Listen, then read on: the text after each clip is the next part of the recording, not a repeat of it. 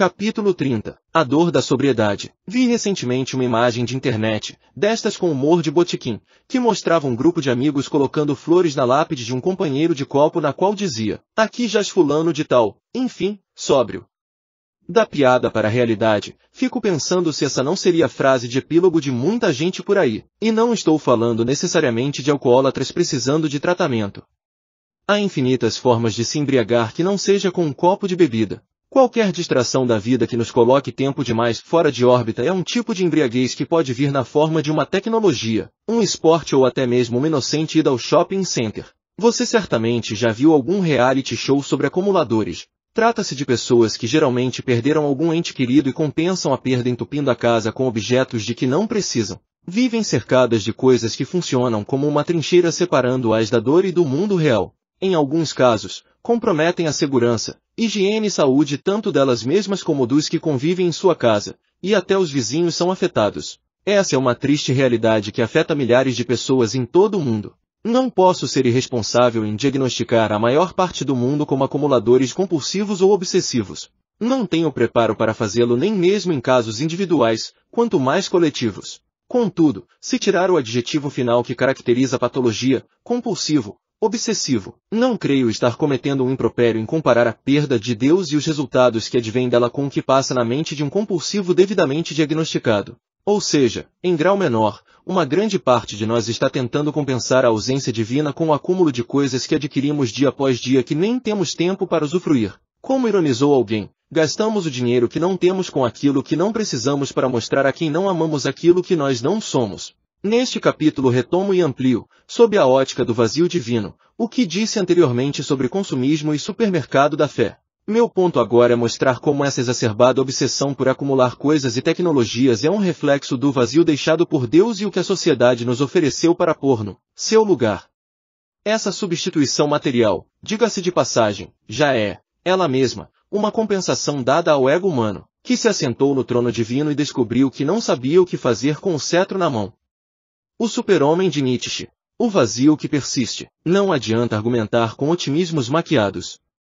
Não sou um extremado pessimista schopenhaueriano nem niilista quanto mais. Curto uma boa piada, a companhia de amigos e um dia de sol brilhante numa praia paradisíaca.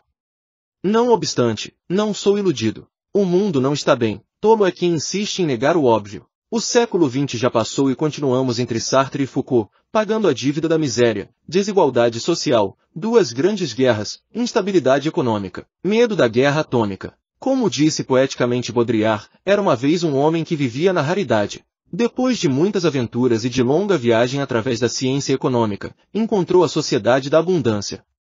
Casaram-se e tiveram muitas necessidades. Se você pensa que são minhas convicções religiosas que me fazem ver com pouco otimismo o quadro atual da história humana, saiba que estou em companhia de pensadores até mesmo marxistas que também não viam com bons olhos os rumos do mundo pós-moderno. Lukács descreveu esta era como o fim da razão, Althusser a chamou de ilusão permanente, Adorno considera cidadão contemporâneo um sujeito prejudicado, e Benjamin foi tão enfático que recebeu o apelido de anjo da catástrofe.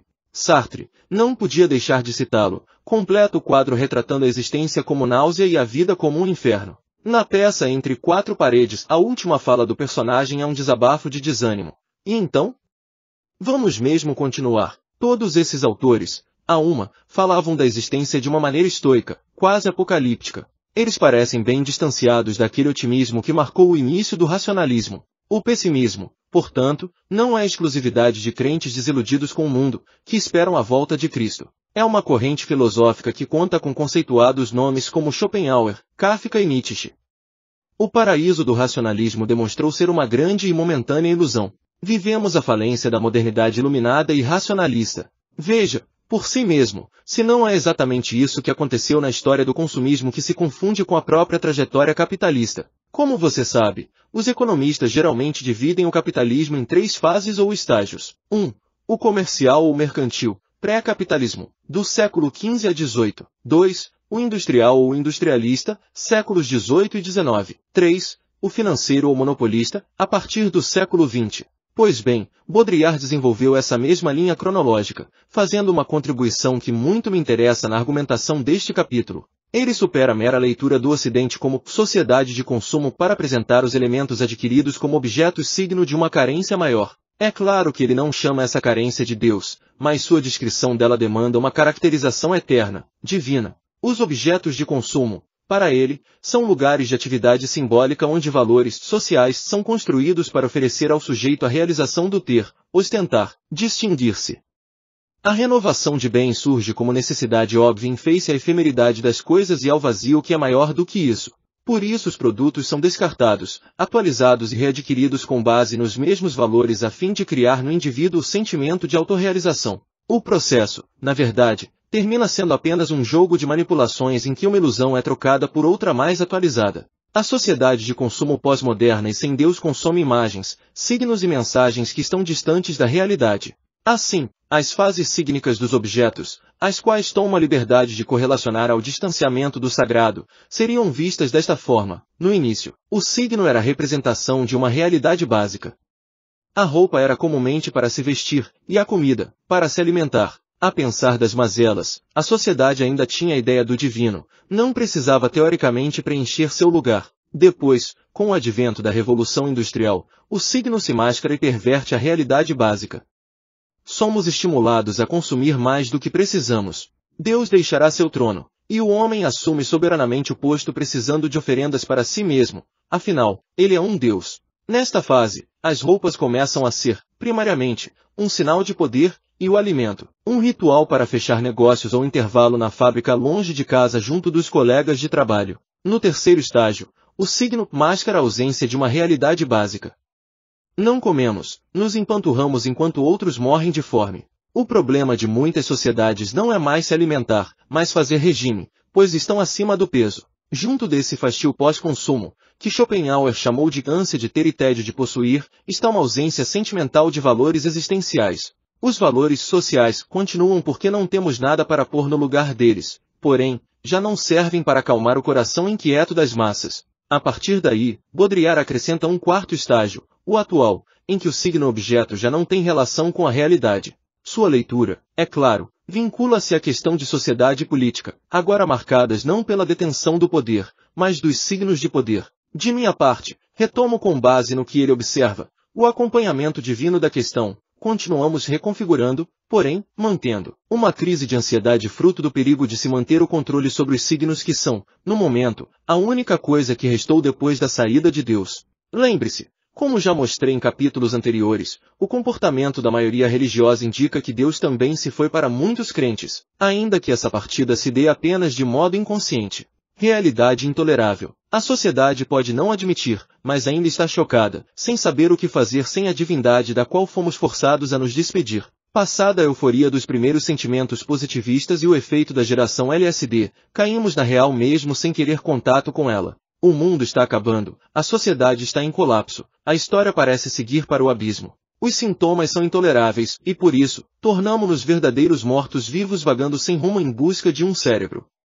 Não queremos muito falar do que causa nossa dor. Preferimos fugir do assunto como crianças fogem da injeção. A maneira educada de fazer isso é solicitando que cada um tenha seu próprio modo de pensar sem emitir juízos sobre o pensar do outro. Assim, posso esconder minhas tristezas sem dar os motivos das minhas convicções. Veja que as massas hoje em dia não se expressam, são sondadas. Em vez de verificar sua verdadeira necessidade emocional, pesquisam-se suas tendências. Evitando saber do que elas precisam, contratam-se especialistas em marketing para convencê-las de que não podem viver sem aquele objeto signo. Elege-se o importante no lugar do essencial e, assim, alimenta-se a ilusão coletiva com analgésicos hedonistas e bens de consumo que aliviam a dor. A incoerência maior deste cenário fica por conta da suposta bandeira da liberdade, que, por vezes, torna-se uma ditadura de massas e uma opressão exercida por minoridades que não desejam apenas o direito de existir. Elas almejam a imposição arbitrária de seus conceitos. Falam em tolerância e respeito quando o que mais querem é dogmatizar sua agenda, discriminando no grito os que não se pautam por ela. Enquanto isso, grupos massificados sob a égide da suposta liberdade de expressão e do esquerdismo se limitam a reproduzir discursos que não são deles, mas de figuras midiáticas igualmente manipuladas pelo jogo de interesses daqueles que garantem seu estrelato. Agem como os poetas do mundo grego, vendendo ao povo ilusões mitológicas, sob o patrocínio de aristocratas, reis e certos sofistas. É comum hoje divulgar a imagem de que existe uma individualidade incentivada, uma autoexpressão elogiável e uma consciência de si bastante elitizada. Assim, o indivíduo pode se expressar através da roupa, do carro, da comida, das opções que faz e dos lugares que frequenta. Ele é estimulado a romper com ideias pré-estabelecidas principalmente quanto ao estilo de vida dos mais antigos.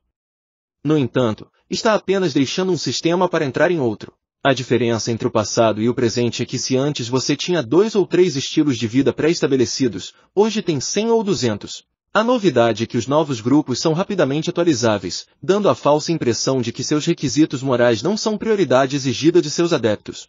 Além disso, as quase infinitas opções exigem com força patriarcal que você escolha uma logo se quiser fazer parte de um grupo e não ficar à margem da existência humana. Pode até ficar mudando de grupo em grupo, mas tem constantemente de exercitar o exercício compulsório da eleição. A liberdade de escolha veio acompanhada na obrigação de escolher. Essa hiperescolha, juntamente com a sedução de poder instantâneo, e a inconstância que embasam os processos da moda predispõem o homem constantemente ao desprendimento do que foi adquirido. É isso que diferencia o acumulador patológico daquele comum não diagnosticado como um enfermo de consumismo. Por que o consumismo não satisfaz? Ora, por mais faminto que esteja, o prato preferido não terá muita graça se tenho de comer às pressas sabendo que o carrasco que me espera deu apenas 10 minutos para eu saborear o alimento.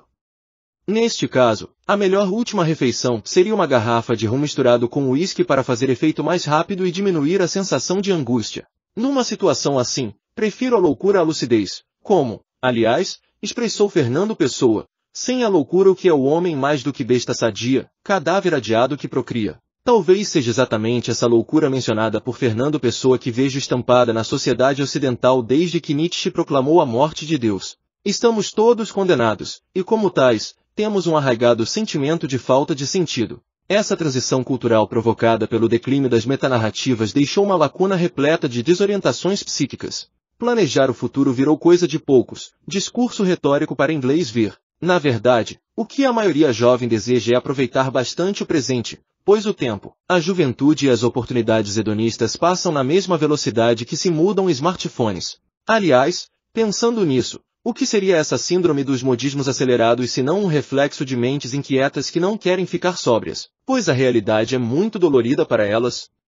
Talvez seja isso que o falecido comediante e crítico social George Carlin repetia em muitos de seus shows de stand-up. No momento preciso em que descobriu o sentido da vida, a vida mudou. Lembre-se de que neste contexto Deus está morto para grande parte das pessoas, inclusive muitas das que ainda dizem acreditar nele. Logo, elas olham para o trono de sua vida e não veem nenhum Deus sentado ali, senão a figura de seu próprio ego, que ocupou o lugar do Altíssimo, fazendo-se passar por divino. Se antes o lema era extra ecclesiam nulla salus, fora da igreja não há salvação, a máxima pós-moderna passou a ser, fora do ego não existe autoridade que o supere. Deus, assim, não está mais no céu nem em canto algum. Dizer, no entanto, que ele não existe é dolorido demais para alguns, então, Deus sou eu, algo que Jung já advertia como uma perigosa síndrome de megalomania. Tal sentimento de ser eu mesmo o Deus de que eu preciso gera em muitos a ideia do vale tudo. Farei o que for preciso para ser feliz, mesmo que isso envolva quebrar todas as regras e violar todas as condutas éticas pré-estabelecidas. Ninguém quer mais padecer no paraíso. Se quero algo, só preciso encontrar uma forma de fazer sem consequências ruins e sem peso na consciência. O ego torna-se o único árbitro de certo e errado, verdadeiro e falso, belo e feio. Alguns gênios, percebendo e prevendo tal realidade, tiraram proveito dela criando o consumismo desenfreado e o marketing que o acompanha. O principal objetivo de ambos é controlar os egos indomáveis criando culturas de massa com a ilusão de que cada um é livre para fazer o que bem entende. A ordem do dia é encher você de produtos que prometem sanar o vazio existencial e, depois de um curto espaço de tempo, convencê-lo ou apenas lembrá-lo de que você nunca poderá estar satisfeito com o que tem, e sim com o que não tem. É a geladeira com um design novo, o celular com tela de melhor resolução, o aparelho com dispositivo de última geração. Aproveitam que o materialismo não supre nosso vazio, para nos convencer de que o que falta para preenchê-lo é o produto que ainda não adquirimos. O consumismo, na verdade, não resolveu o problema existencial humano, mas criou a sensação de saciedade, que ilude por um tempo até que a carência volte a gritar por preenchimento. Aí o jeito é consumir novamente, como um vício. Talvez por isso ele persista até hoje. Lembro-me, novamente, da descrição de Baudrillard. Não compramos objetos para possuí-los, e sim para destruí-los. A cada nova compra já estamos pensando na próxima. A efemeridade da moda acaba funcionando como antídoto para curar a ansiedade e saciar em pequenas porções a sede de emoções. A cada semana, uma nova coleção na vitrine, a cada dia um novo capítulo na novela das 8, a cada 6 meses a nova versão do carro do ano, um novo restaurante imperdível é inaugurado.